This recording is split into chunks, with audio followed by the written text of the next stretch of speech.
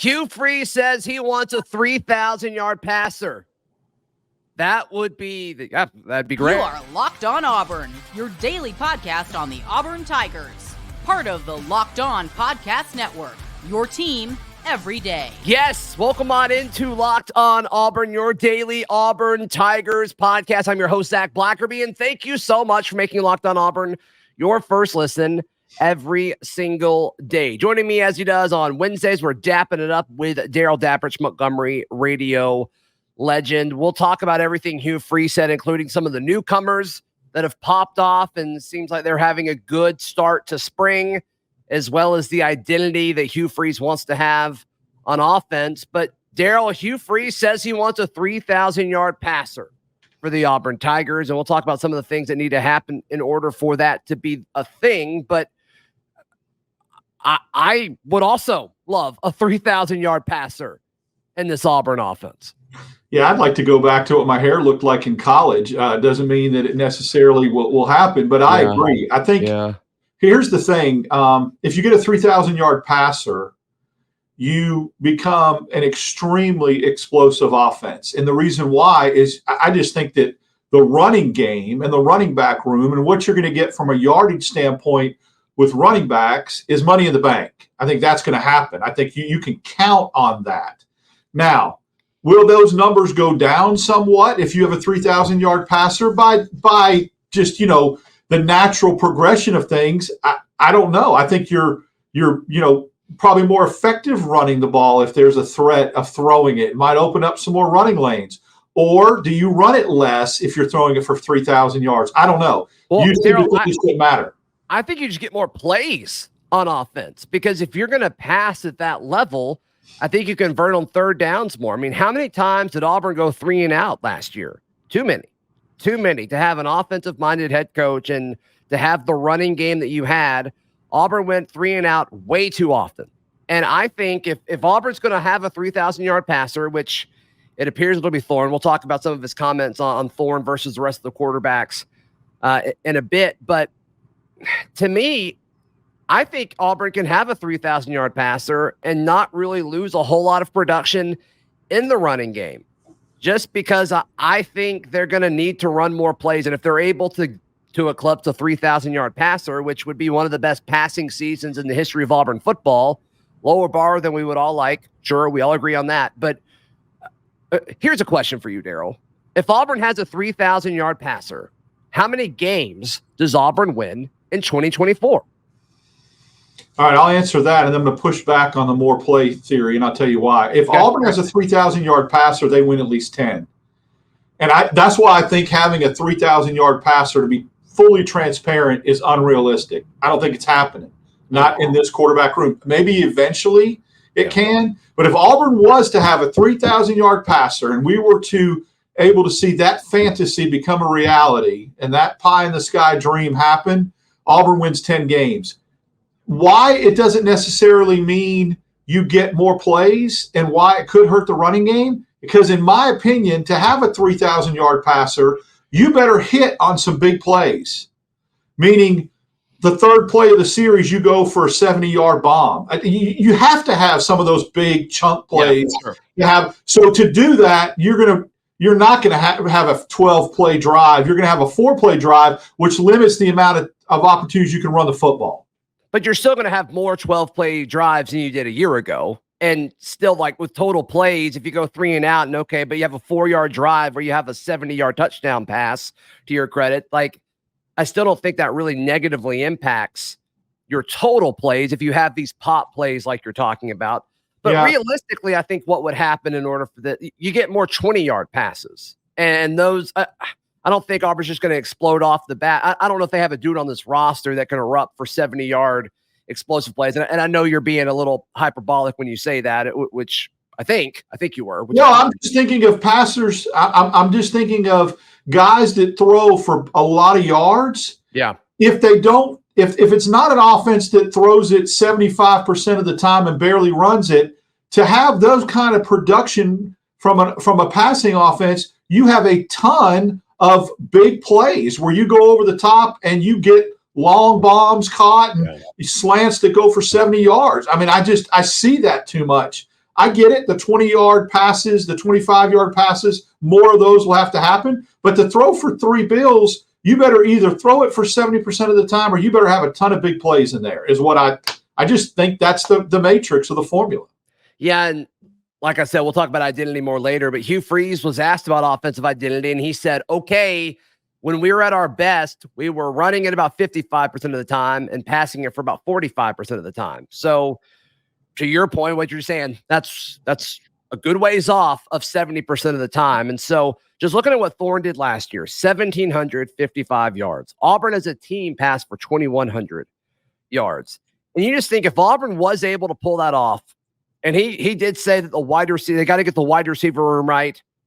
And it sounds like decision-making isn't perfect. He kind of credited some inconsistencies in the quarterback room so far throughout spring. But it's just, if you could get to 3,000 yards, I mean, it changes everything. You think about all the close games Auburn had this past year. Like, do you beat Alabama?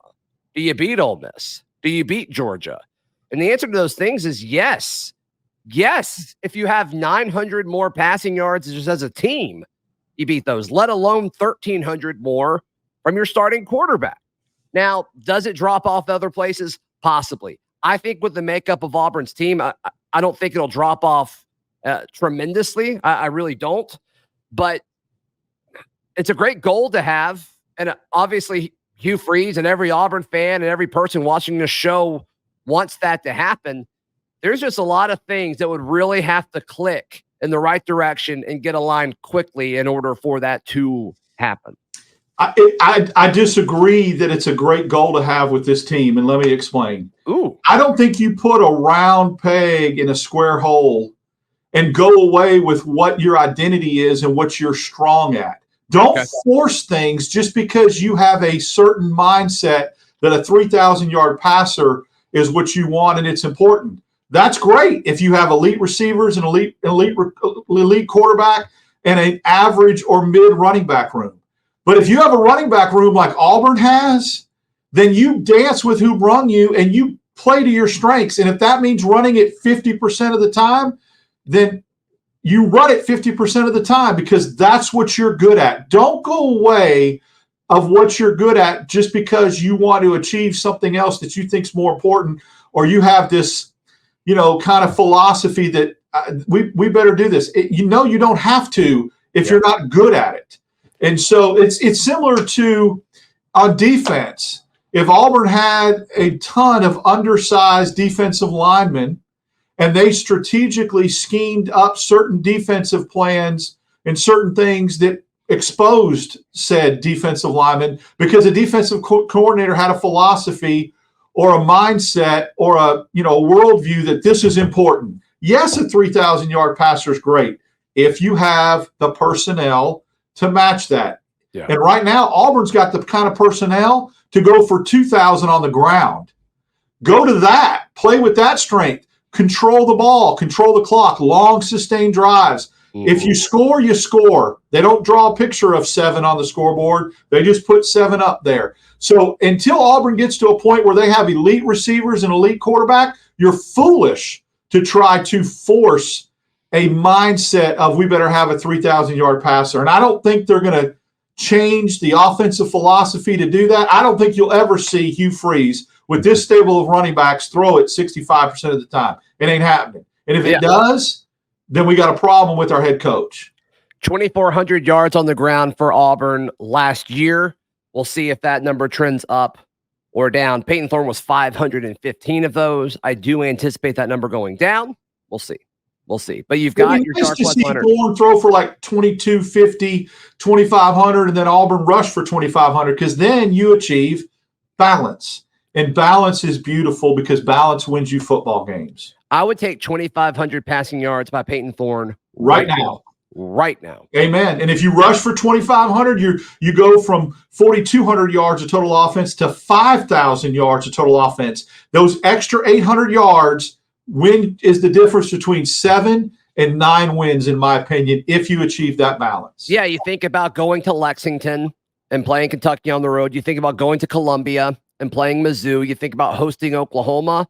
If that's where those extra yards happen, it's a different season, Darrell. It's a different season in year 2 of Hugh Freeze at Auburn.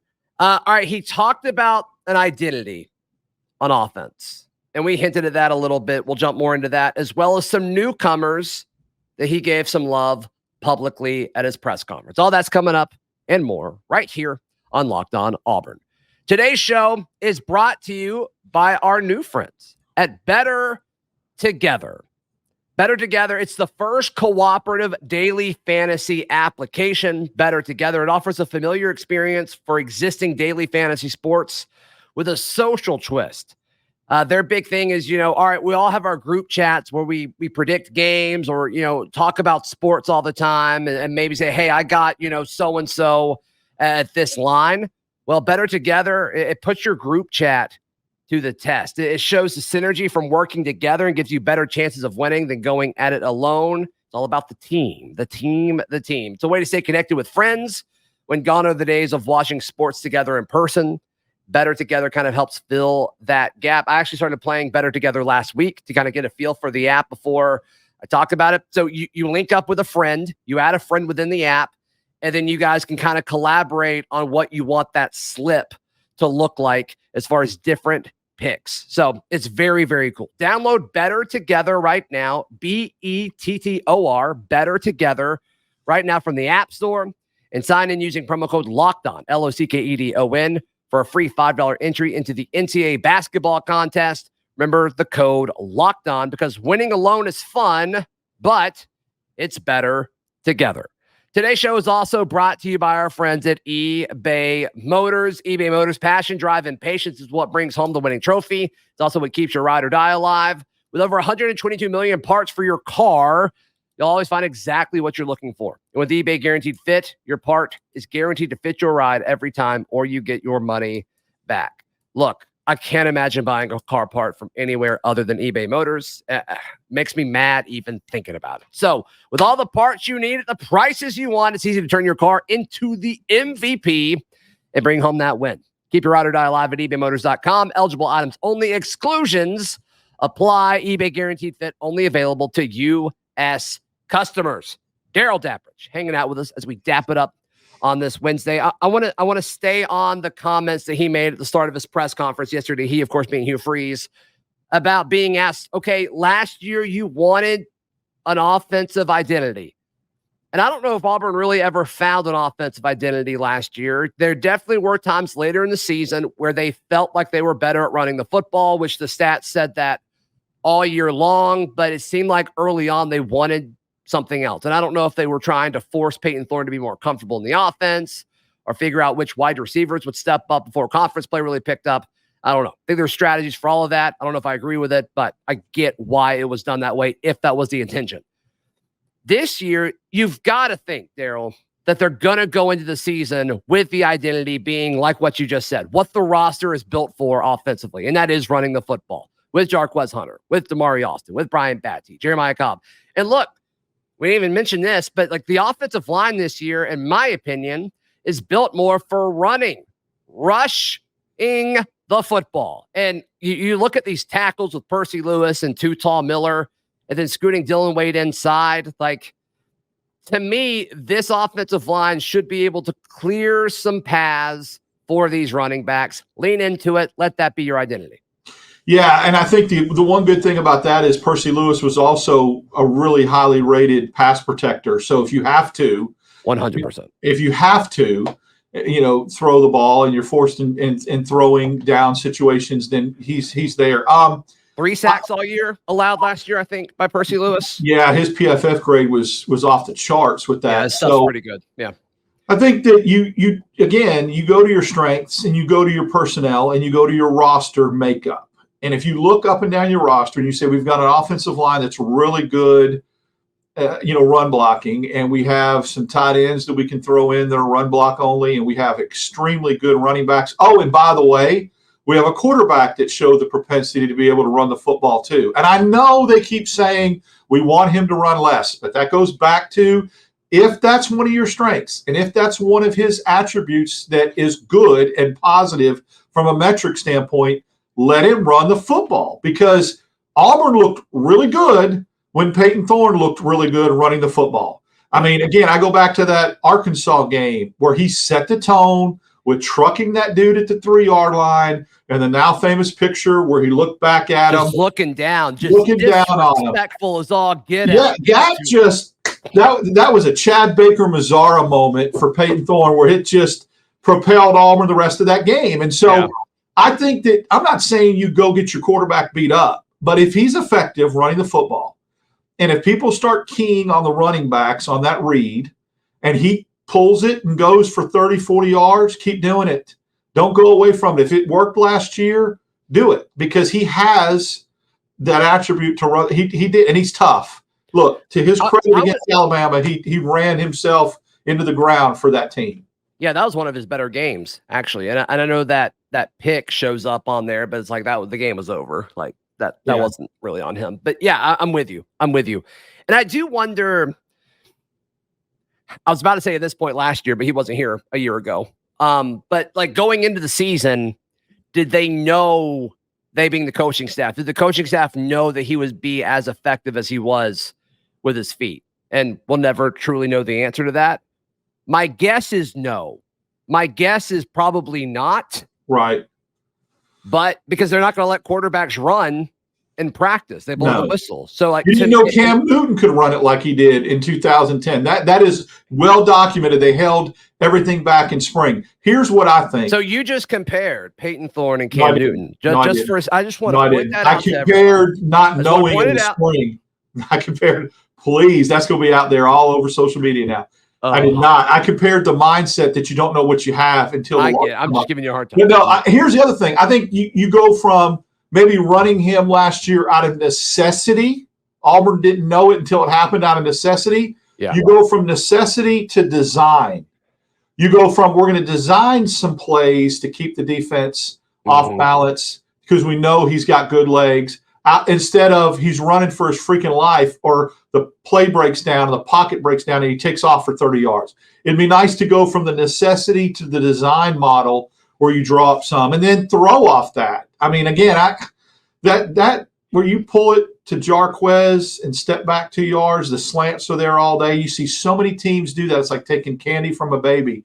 But you've got to have people respect the run game to do that. And I think that Auburn has garnered that respect. I think if you took a poll across the SEC and asked defensive coordinators, what's the one thing that frightens you the most about Auburn offensively, they would say, on a whole, there's not much that I don't think that Auburn has a feared offense.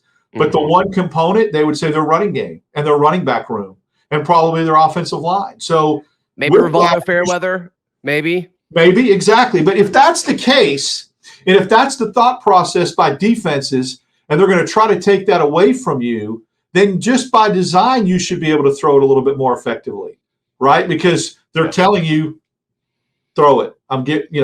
If you beat me, throw it. And so I think that you're going to have a little bit of an advantage if they overplay the run and do certain things with putting 8 in the box. Just by that alone, you should see an improvement in the passing game. Mm-hmm. The reputation's there. I mean, Auburn returned every one of their key running backs that ran for 2,400 yards last year. I mean, not even key running backs, just running backs. They just brought them all back. They did.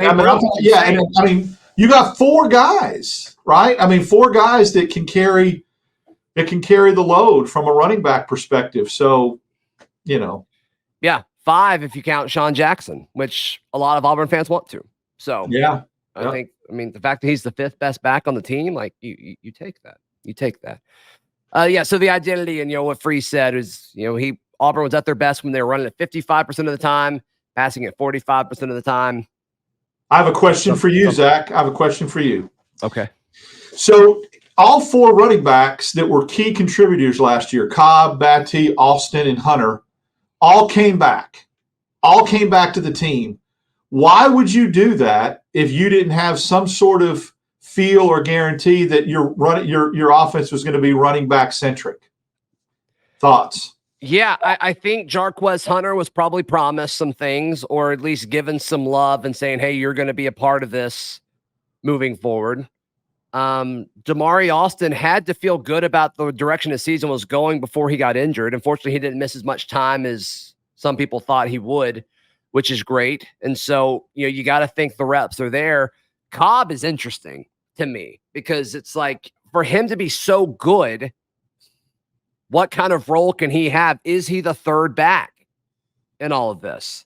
Then Brian Batty, I think, is just kind of a separate dude. I think he's going to be more of a situational gadget guy. And look, I mean, he entered the portal. Let's don't act like that didn't happen. Right. Did he look elsewhere and say, okay, Auburn does want me? I don't know. We don't know what all went there, but there was a moment in time where he was okay not playing at Auburn next year. He would have entered the portal. That's literally what that means. So I'm going to take Batty out of that conversation. To me, the Cobb versus Austin thing is fascinating. And I don't think we're going to see much of that until the fall. I think we're going to see that order stay about the same. But to me, like if you're Freeze and this offensive coaching staff, you've got to make sure Jeremiah Cobb feels like he's a part of this offense. You have to, or he will leave. Or he's biding his time and being patient because maybe that's the mindset. Because he knows next scenario. Yeah. Because he knows next year him and Austin were going to be the two dudes. But those two are going to be 1 and 1A, and they are going to get a ton of carries. Yeah. So let me just bide my time one more year because next year I'm going to eat. And that could be what they're selling, because to have all four guys come back, it's pretty remarkable. It really is. Yeah, and if you're Jeremiah Cobb, and it's like, okay, you see Jarquez and Damari more in front of you, it's like, well, at the end of the season, you could either, you're going to be the guy for Auburn in 2025, or you could transfer and be that guy somewhere else. Like, that doesn't make sense. So maybe that is part of it. Why would you transfer when there's going to be more questions if you leave than if you were to stay? But I just think they're going to make sure he's taken care of. You know what I mean? Like, he's too important, especially if we've said it before, but with the expanded playoff, it really seems like everybody's all in on 2025 internally. You need Jeremiah Cobb to do that. So you do. Absolutely. We'll see what happens. All right. Hugh Freeze mentioned some newcomers that are having a good spring. Does this mean good things for the defensive line? That's coming up right here on Locked On Auburn. Today's show is brought to you by our friends at Nissan. Darrell, did you know there are other cars that exist that aren't Nissan? Did you know? I didn't realize that. Could you imagine there being cars out there that aren't Nissan cars? The only vehicles that matter on this planet are Nissans. And they bring us the March Madness bracket highlights. Each week, we're picking one team that stands out, a team that's pushed it further than the rest, just like any of the 2024 Nissan SUVs. The Oregon Ducks are obviously this week's Nissan Rogue. The team absolutely surprised us all with a powerful performance in the Pac-12 tournament, punching their ticket to the big dance. They say, win life, go rogue. How often do you say that, Darrell? Win life, go rogue. Yeah, I do. Every day. They say win life, go rogue, and that's exactly what the Ducks have done here. Take the Nissan Rogue, the Nissan Pathfinder, or the Nissan Armada, and go find your next big adventure. Shop NissanUSA.com. Final few minutes here. Hugh Freeze was asked about newcomers, and he sprinted to highlighting and showing his love. Proclaiming his love for the 2024 class, which, Coach, we are right there with you. But he said Amaris Williams, the defensive end / defensive lineman. We'll see exactly where he lines up when we get more access there. But said that he's had flashes. Said that Jamonta Waller has had flashes. Said that Malik Blockton has had flashes. Friend of the show. Love him. Talked about the linebackers with DeMarcus Riddick and DJ Barber. Then he also highlighted that Joe Phillips moved from linebacker to buck, which is what we all kind of expected.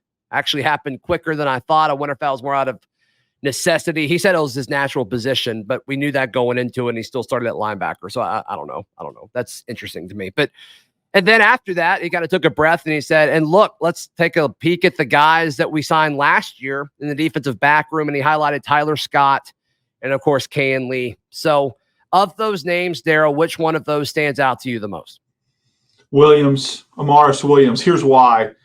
Look, there's somebody that has been following recruiting, and for a very long time that we were talking to after the practice and the viewing window last week that was concerned about the defensive line. And I would say this. I would say be patient. Don't jump to conclusions. That Blockton, Waller, and Williams will look different in August than they do right now. It's not going to be the same physically and technique-wise. Those dudes are, like you said, are going to have to. They Blockton, the three that we mentioned, Blockton, Williams, and Waller are going to have to contribute next year unless Auburn goes into the spring portal and plucks 2 or 3 guys that are ready to play, ready-made guys. They're going to have to. K and Lee doesn't surprise me. We saw that already. He's already started 4 games in an Auburn uniform and played well and contributed himself. Scott is very intriguing to me because I saw the pick 6 he had at practice last Tuesday. He's got some physical attributes of a guy that can make an impact and play some next in the fall. And it's almost like a forgotten guy. So I'm glad to see him mention him. Because I think he's going to need to be, like with Hood and some other guys, play some snaps. Yeah, and Freeze was asked about newcomers on Saturday. It was a lot of the recruiting guys that were there kind of talking to him. And he highlighted Jaron Thompson back there. And then I think Caleb Harris was the other one that he highlighted, another freshman. So he was asked that question twice, 2 different times in the span of a week. And, this past Saturday, he went the transfer route. And then today he went with more of the freshman route. So I think that room's in good hands. They've just got to figure out who's going where and what kind of percentage of the market share that these guys are going to have as far as reps and all of that. But the talent is certainly there. They've just got to kind of put those pieces together. That's why some of those guys will look completely different in August when fall practice starts than they do right now. There's a lot of practice and training and teaching left to be done. So, and they're also versatile, though. I mean, so many of those guys can play. You feel good about, like, the corners. Most of the corners, you feel good about putting them at corner or nickel. And then the safeties, you feel good about putting them at either the safety spots or nickel. And so it almost makes it, the fact that there are more options is probably going to make it more difficult for this coaching. I remember that a few years ago. It was one of the Malzahn years where, like, all the offensive linemen could play, like, different spots on the O-line. And so they kept, like, moving people around. Not a great example because I'm sure the O-line wasn't great that year. But as far as, just having the versatility, like, versatility is good for depth. But when you're trying to figure out who's going to start, that's always a little tricky. Yeah, I think sometimes it's versatility in playing different positions out of need as opposed to luxury. And when you get it to the point where it's out of design and this is what you want, as opposed to I have to, that's when you've arrived from a roster depth standpoint. Yeah, I agree with that. Darrell, Dapprich, how can people check out everything that you've got going on? Wednesdays and Fridays right here on Locked On Auburn. And then now that we're March Madness, baby, in the tournament, after all the Auburn, numerous NCAA tournament games that Auburn will be playing, we'll be doing a live postcast. And it won't be from a rest area. Which will be nice. So you got to quit traveling so much, man. You got to I had to slow that down. It was fun. So we'll be doing that. Continue rocking on with Bruce Pearl's Auburn Tigers. Yep, that's right. So be sure to like the video, please subscribe, and we'll see you tomorrow. This has been Locked On Auburn.